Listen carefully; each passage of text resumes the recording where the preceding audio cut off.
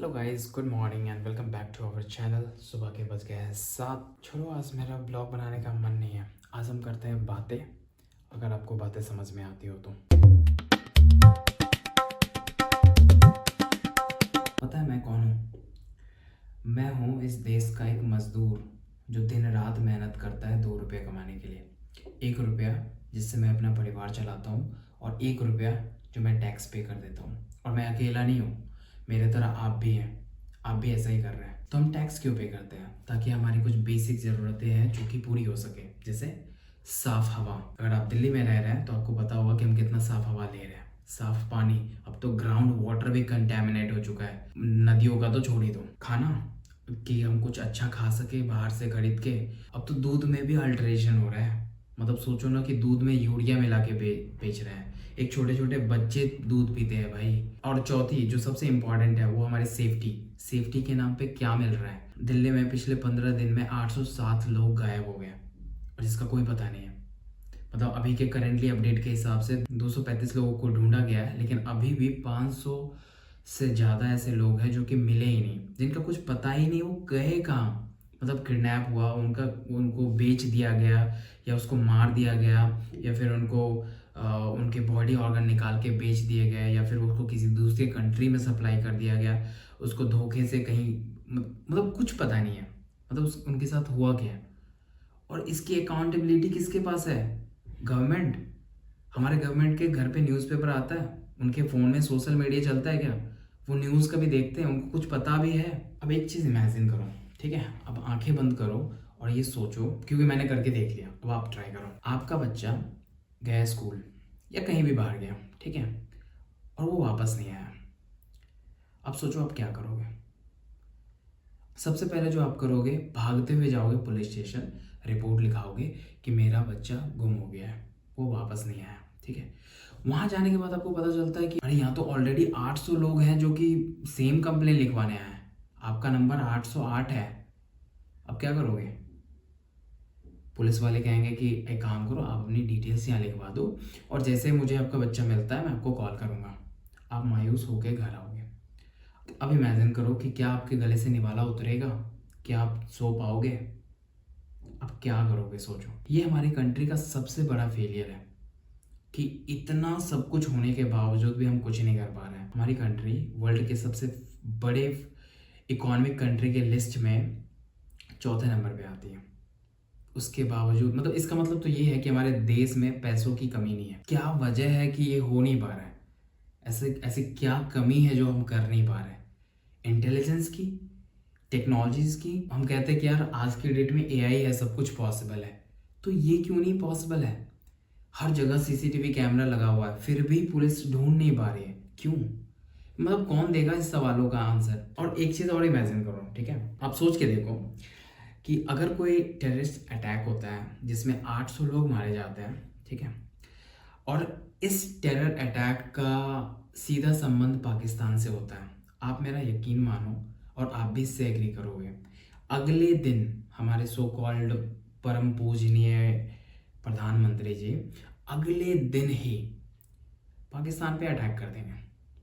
पूरे पाकिस्तान पे अटैक हो जाएगा, एक वॉर हो जाएगी 2 कंट्री के बीच में। एक बार में इतने ज़्यादा लोगों की जान जाएगी। तो कुछ टाइम पहले ही की बात है, जब पहलगाम में ये अटैक हुआ था, उसके बाद हमने देखा ही वो 2 कंट्री के वो बीच में जो वॉर थी ना, उसका एक ट्रेलर था। तो सोचो इतने बड़े संख्या में अगर लोग मारे जाए तो क्या होगा। लेकिन आज के डेट में दिल्ली जैसे जगह पे 800 लोग गायब हो गए, उनका कुछ पता नहीं है, और फिर भी हम चैन से सो रहे हैं। कब लोगों को ये फर्क पड़ेगा? कब? जब उनके घर में होगा, जब आपके बच्चे चले जाएंगे। मैं इमेजिन करता हूँ यार, मेरा बच्चा है, अगर कल को उसके साथ कुछ हो गया, मैं क्या करूँगा यार? किसके पास जाऊँगा? और शायद ये 800 लोग भी वैसे ही हैं, तड़प रहे हैं यार वो हेल्प के लिए। और हाँ, ये वीडियो मैं अपने कंटेंट के लिए नहीं कर रहा हूँ, एक कंटेंट बनाने के लिए नहीं कर रहा हूँ, ठीक है। आप मेरे वीडियो को लाइक मत करना, आप मेरे चैनल को सब्सक्राइब भी मत करना, बट इसको शेयर ज़रूर करना उन सारे लोगों को जो अपने मेहनत की कमाई से टैक्स पे करते हैं। और उन पैसों का क्या होता है? उन पैसों का होता है, जब इलेक्शन का टाइम नज़दीक होता है ना, तो उन पैसों में से 10-10 हज़ार रुपये लोगों को बांट दिए जाते हैं, ठीक है।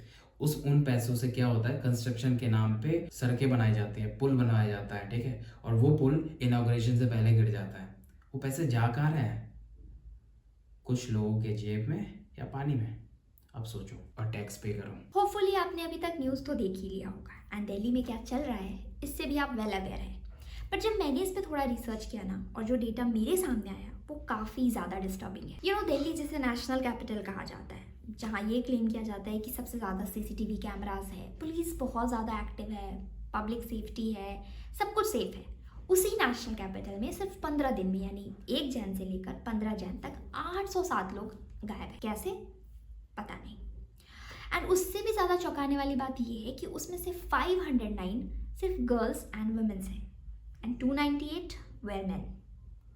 तो अगर आपके घर में बेटा है तो आपको डरने की ज़रूरत है, लेकिन अगर आपके घर में बेटी है तो आपको बहुत ज़्यादा डरने की ज़रूरत है, क्योंकि डेटा भी यही बताता है। और मुझे लगता है कि दिल्ली कभी वुमेन के लिए सेफ है ही नहीं। ये सारे datas police records and government का डेटा है। ये वो डेटा है जो रिपोर्ट हुए हैं। ऐसे बहुत सारे केसेस होंगे जो शायद रिपोर्ट भी नहीं हुए होंगे, we don't know about that. लेकिन आपको ये भी पता होना चाहिए कि उसमें से 235 केसेस को ट्रेस कर लिया गया है, लेकिन 572 केसेस अभी भी अनट्रेस्ड है। इनके साथ क्या हुआ, कहाँ गए, कैसे, किस कंडीशन में है, कुछ पता नहीं। ये है दिल्ली की कंडीशन। ये न्यूज़ इतना अलार्मिंग क्यों है?